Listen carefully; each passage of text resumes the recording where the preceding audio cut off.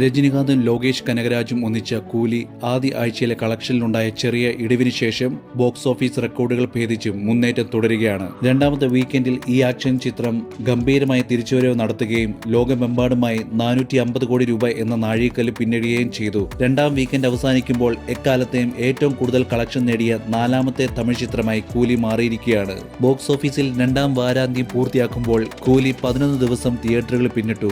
ഇന്ത്യയിൽ നിന്നും മാത്രം 256 കോടി 75 ലക്ഷം നെറ്റ് കളക്ഷനും 304 കോടി രൂപ ഗ്രോസ് കളക്ഷനും നേടി. ആദ്യ തിങ്കളാഴ്ച ശേഷം കളക്ഷനിൽ വലിയ ഇടിവ് സംഭവിച്ചെങ്കിലും വീക്കെൻഡിൽ ചിത്രം ശക്തമായി തിരിച്ചു വന്നു. രണ്ടാമത്തെ ശനിയാഴ്ച കളക്ഷനിൽ 70% വർധനമാണ് രേഖപ്പെടുത്തിയത്. രണ്ടാം വീക്കെൻഡിൽ ഇന്ത്യയിൽ നിന്നും 27 കോടിയിലധികം രൂപയുടെ നെറ്റ് കളക്ഷൻ നേടാൻ കൂലിക്കായി. ഇത് മികച്ച ഒരു കണക്കാണ്. പ്രദർശനം അവസാനിക്കുമ്പോഴേക്കും ഇന്ത്യയിലെ കളക്ഷൻ 300 കോടി കടക്കുമെന്നാണ് പ്രതീക്ഷിക്കുന്നത്. ഓവർസീസ് തലത്തിൽ US, UK, ഓസ്ട്രേലിയ തുടങ്ങിയ രാജ്യങ്ങളിൽ തമിഴ് സിനിമയുടെ നിരവധി ബോക്സ് ഓഫീസ് റെക്കോർഡുകൾ തകർത്താണ് കൂലി തുടങ്ങിയത്. എന്നാൽ ഇന്ത്യയിലേതുപോലെ ആദ്യ വീക്കെൻഡ് കഴിഞ്ഞതോടെ കളക്ഷനിൽ കുറവുണ്ടായി. വിദേശത്തെ കളക്ഷനുകൾ ഇപ്പോൾ ഒരു സ്ഥിരത കൈവരിച്ചിട്ടുണ്ട്. അന്താരാഷ്ട്ര തലത്തിൽ നിന്നും ചിത്രം നേടിയ ഗ്രോസ് കളക്ഷൻ ഏകദേശം $22 മില്യൺ മുകളിലാണ്. ഇതോടെ കൂലിയുടെ ലോകമെമ്പാടുമുള്ള ആകെ കളക്ഷൻ 484 കോടി രൂപയായി. ചിത്രം 500 കോടിയിലേക്ക് അടുക്കുകയാണ്.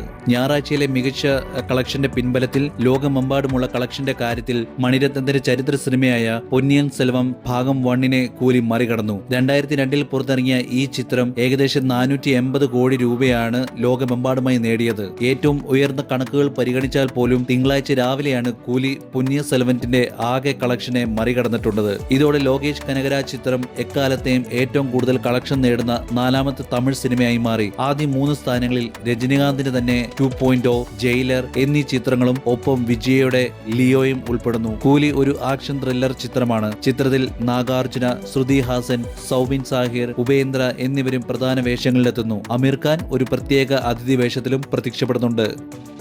ഈ വീഡിയോ നിങ്ങൾക്ക് ഇഷ്ടപ്പെട്ടാൽ ദയവായി ലൈക്ക് അടിച്ച് സബ്സ്ക്രൈബ് ചെയ്യുക.